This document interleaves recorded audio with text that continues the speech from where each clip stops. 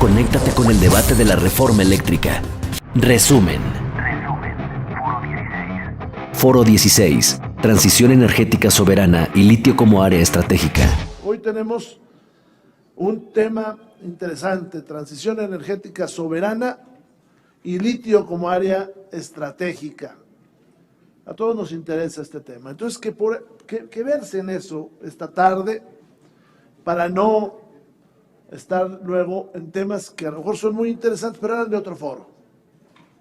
Hoy nos interesa saber qué va a pasar con este importante mineral en el futuro, su valor para la economía nacional, para nuestra soberanía, para nuestro futuro. La industria automotriz reconoce que el sistema eléctrico nacional y su marco normativo tienen áreas de mejora que podrían solucionarse modificando la legislación secundaria.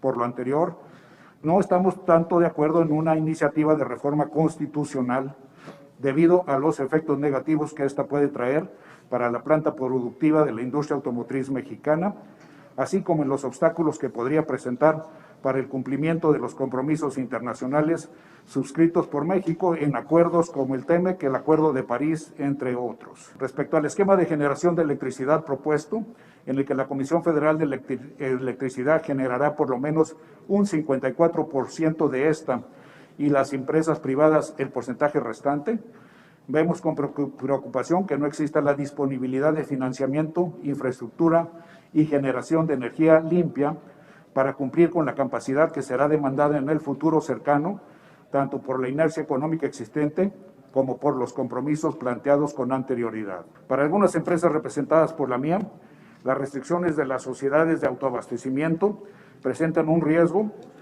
para los corporativos de las empresas asociadas a la mía en el cumplimiento de sus visiones de descarbonización y sustentabilidad. ¿Qué se entiende por transición energética?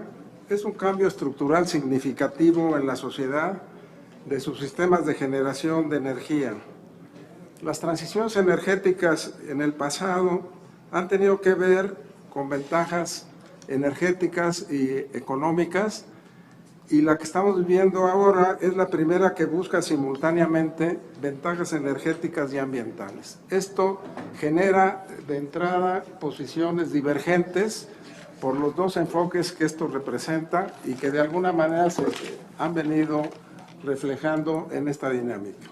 En lo que sí hubo un cambio radical de fondo fue la incorporación de los certificados de energías limpias, instrumento al servicio del mercado eléctrico mayoristas y en beneficio de las grandes empresas transnacionales extranjeras. Y el retiro, al mismo tiempo, de apoyos al Fondo para la Transición Energética y el Aprovechamiento Sustentable de la Energía, FOTEASE, mismo que tenía y tiene una vocación social y de apoyo al sector doméstico y a las pequeñas y medianas empresas del país. En aras de cumplir las metas de transición energética, se entregó un porcentaje importante del mercado eléctrico mayorista a empresas transnacionales, mismas que ya están ejerciendo su poder de mercado manipulándolo en detrimento de la soberanía energética nacional. Hacemos un llamado desde Coparmex y desde el sector empresarial a que no se reforme la Constitución, sino que se hagan leyes secundarias, que construyamos juntos una visión entre el gobierno y la iniciativa privada, con una visión de largo plazo, en donde veamos a la Comisión Federal de Electricidad fortalecida, a la transición hacia las energías limpias, el respeto al Estado de Derecho, el robustecer el sistema en el largo plazo, mejorar servicio a la sociedad y que haya suficiente energía para el crecimiento que requiere el país. Y finalmente me refiero a esta parte del litio, en donde la propuesta que hacemos es que sea una ley separada y que no se nacionalicen otros minerales estratégicos, sino que estos sean regulados por el Estado. Nos parece que estas industrias que se han desarrollado en nuestro país, como es la industria automotriz, la industria aeroespacial, la de electrodomésticos, la acerera, están en el país porque hay un ciclo completo de exploración, explotación y también de producción, de refinación de los metales, tanto industriales como preciados. El litio lo hemos subestimado y no le hemos dado la trascendencia. Podríamos estar hablando de un hecho histórico inédito como fue en su momento el aprovechamiento de los hidrocarburos en el mundo. Pude obtener las 31 concesiones mineras otorgadas de litio, por cierto, al 100% de empresas extranjeras. No hubo una sola empresa mexicana a la que le entregaron una concesión. Canadienses, chinos, ingleses, estadounidenses. Pareciera que ningún mexicano podía, debía o debería tener el aprovechamiento. Empresarios mexicanos, empresarios mexicanos. El 11 de noviembre del 2020, después de 2 años de investigación que hicimos en el Senado, presenté una iniciativa para elevar a rango constitucional, empatar con el petróleo y los hidrocarburos al litio. Y la visión patriótica nacionalista del presidente Andrés Manuel hizo que se incluyera no solo el litio, pasamos a la que sigue, sino los minerales estratégicos, las tierras raras. Porque es importante entender, no solo es el litio, el grafito, el cobalto, el cobre, el aluminio, el níquel, las tierras raras, el uranio, el bismuto, el cerio, el praseodimio, el neodimio, el prometio, el samario. Todos estos componentes son la llave de acceso para todos aquellos amantes de la tecnología y de las energías limpias. Todos estos elementos, litio, minerales estratégicos, tierras raras, son la llave de acceso entre las energías fósiles y las energías limpias. Con la propuesta de reforma eléctrica vemos una creciente decepción en los inversionistas y desarrolladores miembros de nuestro clúster. Y estos son reales, datos reales que les voy a decir. Por ejemplo, una empresa norteamericana vendió sus centrales renovables en México al mejor postor y con pérdidas, no recuperaron la inversión.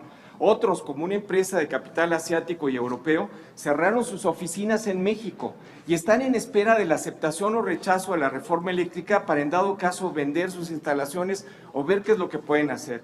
Otro más, y estos son datos reales que se pueden comprobar, desde luego no puedo decir nombres por cuestiones de confidencialidad, pero otro más, también con capital europeo, nos pidieron buscar otros países en América Latina y Europa para realizar proyectos en estos países, sobre todo en renovables, en España para bajar las tarifas y no en México.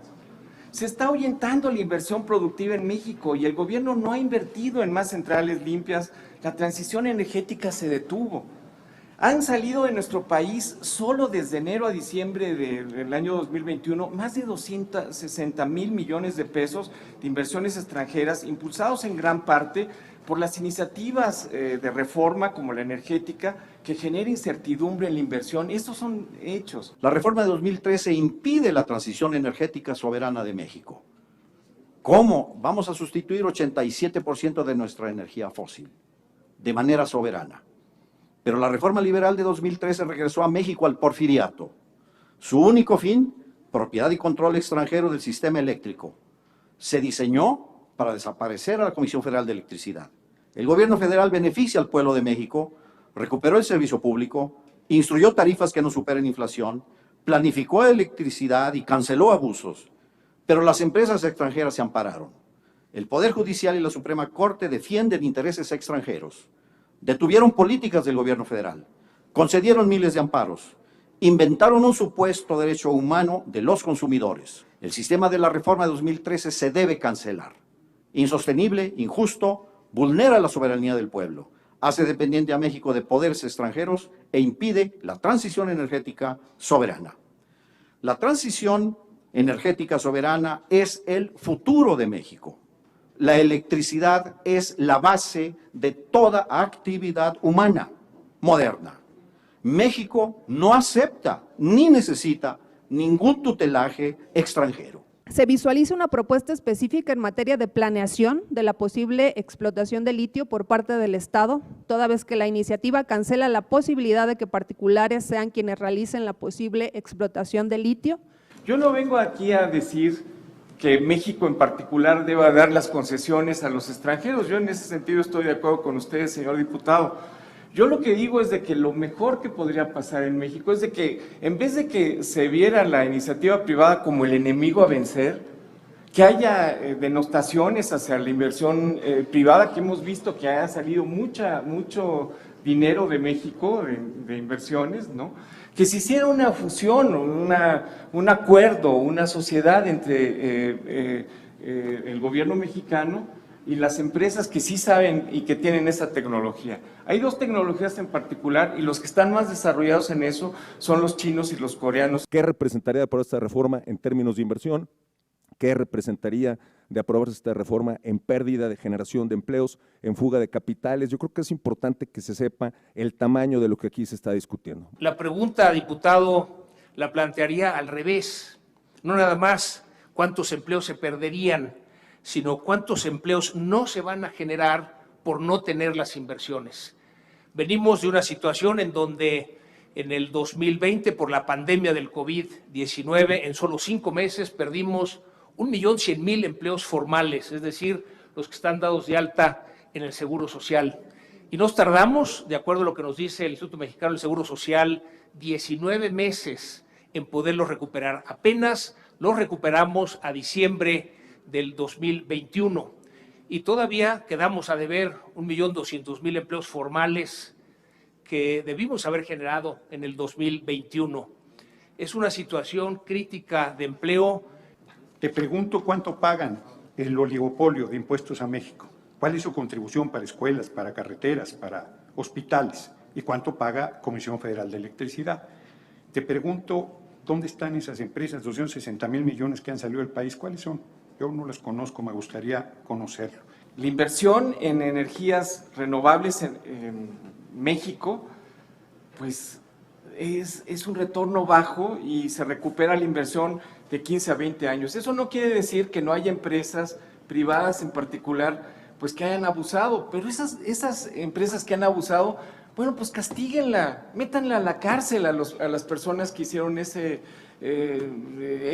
abuso, ¿verdad? La inversión directa es una inversión en infraestructura, los fierros se quedan en México. Yo no veo cuál podría ser el problema de soberanía. El problema de soberanía y de asegurar que va a haber generación eléctrica en México viene de la importación, por ejemplo, de gas. ¿Cuáles serían sus razones para considerar progresivo o regresivo, en su caso, en términos del derecho humano, un medio ambiente sano, una propuesta que eleve a rango constitucional la transición energética y establecer el mandato de reducir las emisiones de gases y compuestos de efecto invernadero? Al elevarse en el artículo 27 constitucional, al establecerse a la par como los hidrocarburos y el petróleo, al litio y a los minerales estratégicos, estamos permitiendo que se garantice esa transición, ese mandato constitucional para que las instituciones del país realicen las investigaciones. Hoy en día, el gran problema en el intercambio comercial con empresas extranjeras es que México no tiene investigación, no hay estudios. La base con la que la Secretaría de Economía entregó las concesiones mineras, y por eso les entregué las concesiones, son estudios de empresas extranjeras. No hay investigación. Por lo tanto, es necesario elevar a rango constitucional estos insumos, estos minerales, y es necesario entonces que el país, que México, pueda estar en ese proceso del 17% que va a representar en el mundo la producción de energía. Los contratos, en el caso de que se apruebe la reforma energética como viene, quienes hoy generan energía no la podrán vender ni la podrán autoconsumir. Entonces, ¿esas plantas quedarán paradas? Toda la inversión está protegida, no hay expropiación, ni directa ni indirecta. Continuarán generando. ¿Cuál es la diferencia? Habrá un proceso por el cual la comisión generará con sus plantas el 54%. Y el 46% es un mercado. Va a haber competencia. Y esa competencia será para que la Comisión Federal adquiera la energía más barata en beneficio de los usuarios finales. Sí se detendrían siempre y cuando la CRE no les otorgue las migraciones de los permisos de generación. Por eso consideramos que es importante que la CRE conserve esa autonomía. Eso ayuda a fortalecer todo el sistema eléctrico. Es precisamente el punto que subraya la importancia de estos órganos autónomos. La pregunta para los tres, ¿me podrían definir cuál es para ustedes en este diagnóstico el concepto de libre competencia?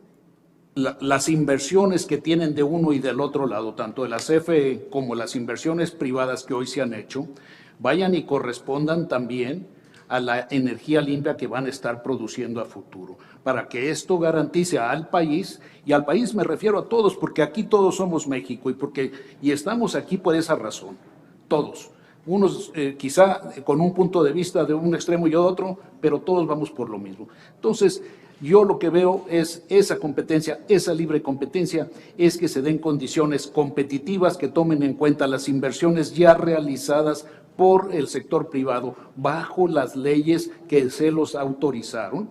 ¿Cómo con talento mexicano podíamos ofrecer a las empresas soluciones que fueran atractivas en el precio, que les resolvieran algún problema, que les aportaran valor? Si no aportamos valor, no nos compran. Ese es el libre mercado. En este caso necesitamos que haya competencia para que mejore, que haya estos incentivos para la modernización. Es importante que enfatizar que necesitamos atraer inversiones, que se requiere incentivar esta transición energética que usted menciona. El beneficio de las inversiones, tanto nacional como extranjera, es en primera instancia el empleo. Desde luego, el desarrollo económico, desarrollo inclusivo, que les comentaba que desde Coparmex impulsamos, esta transferencia del know-how y que esto se traduzca en un bienestar para las familias. Yo quiero decir algo que a mí me consta. Comisión Federal de Electricidad en su historia ha sido competitiva. Ha competido y ha ganado contra las empresas privadas. Y ese es el caso de la zona occidente. ¿Pero qué fue lo que pasó en la zona occidente de Comisión Federal de Electricidad? Que se invirtió en forma sana, que el director en particular de esa zona capacitó a su personal en las mejores prácticas internacionales en todo lo que ustedes se puedan imaginar. Entonces, sí, los técnicos mexicanos están a la altura de los mejores. Evidentemente que se ofrezcan la electricidad al mejor costo, que ésta sea limpia, que sea confiable y que las inversiones se garanticen, que haya el marco legal para que se garanticen esas inversiones, ¿verdad? Entonces, desde luego, nos parece que la iniciativa privada, pues en muchos de los aspectos ha abusado, y bueno, pues que se castiguen a los que han abusado, que se muestren en particular que en realidad ha habido algunos productores independientes o algunos productores privados, pues que han abusado, ¿verdad? Y que se castigue a ellos. Las redes de transmisión en electricidad equivalen a las autopistas en las redes de transporte. Imagínense ustedes que en las autopistas a Querétaro, Acapulco, etcétera, hubiera ventanillas especiales para los amparados, ¿no?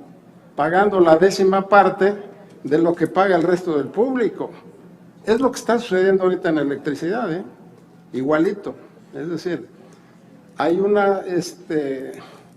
unas ventanillas que les podrían poner ahí amparados, ¿no? Y entonces se forman todos los que pagan la 10ª parte, ¿ok? Y luego, no solo eso, sino que invitan a sus amigos, que con una pequeña iguala, se formen en la misma fila los amparados y los amigos de los amparados. No hay libre competencia. en la ley. Las reformas que se hicieron en el pasado se hicieron para eliminar la libre competencia y para hacer que Iberdrola sea beneficiada con el despacho privilegiado y ventajoso en contra de la nación. Porque el Estado no es un competidor de los privados. Necesitamos un Estado que procure la patria y que procure los recursos naturales para, primero los mexicanos, sí a la inversión extranjera, sí, sin duda. Primero la inversión privada, sí a los privados nacionales. Queremos desarrollar empresas nacionales que inviertan. Y queremos, sin duda también, que los grandes empresarios nacionales hagan participar a las empresas extranjeras. Lo que no queremos es saqueo en el país. No hay en el mercado eléctrico mayorista una verdadera competencia.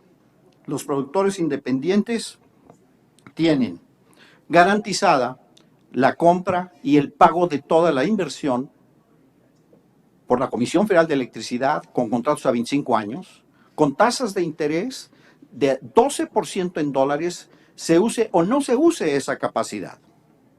Con esa tasa de interés se recupera la inversión en 8 años.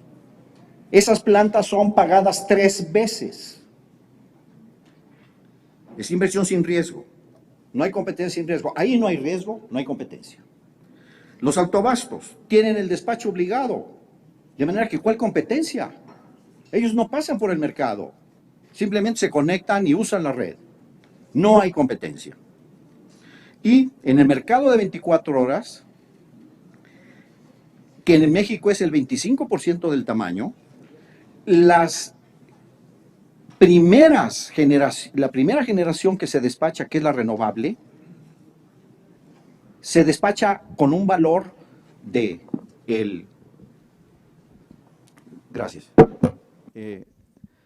digamos, del costo variable, que es 0, y se le despacha de manera obligatoria. ¿Se puede hacer una modernización de CFE si en el servicio que él presta subsidia a otros productores? ¿A qué me refiero? Si no se le paga el porteo, si no se le pagan los respaldos y todo esto. ¿Esto está mermando la capacidad de modernización de la red? ¿Usted cree que sin reforma los incurrentes en estos excesos se hubieran presentado para bajarlos, para subir su servicio? ¿Cómo yo compito con un precio y me lo pagan con otro? O sea, me lo pagan mucho más alto. Las plantas renovables traen subsidios por todos lados. 100% de deducibilidad, de acuerdo a la ley de impuesto sobre la renta que se agregó en la reforma energética. No pagan las inversiones. Los certificados de energías limpias representan un 50% de subsidio al valor de la energía que entregan, y traen un subsidio enorme en todo lo que es el despacho, que no se ha manejado hasta este momento, en donde, de hecho, no está contabilizado. Me parece que tenemos que ver hacia enfrente y ser conscientes, esto que usted señala, por ejemplo, que en las subastas yo propongo un precio y gano, pero me pagan al precio más alto, son de las correcciones que tenemos que hacer a las condiciones. En el 2013, los diputados entonces consideraron que era una medida necesaria para incentivar la generación de energía eléctrica en zonas donde no hay suficiente energía eléctrica, como por ejemplo la península de Yucatán, que hemos visto que ha sufrido estos apagones y que por eso es necesario la generación de energía eléctrica en esas zonas. Después de 9 años consideramos que es tiempo de sentarnos a dialogar y hacer esos cambios en las condiciones que había precisamente para lograr esa libre competencia. Se nace con 24 horas de anticipación, solicita generación, recibe ofertas, con base en eso hace un programa de despacho. Y luego en tiempo real van ocurriendo procesos.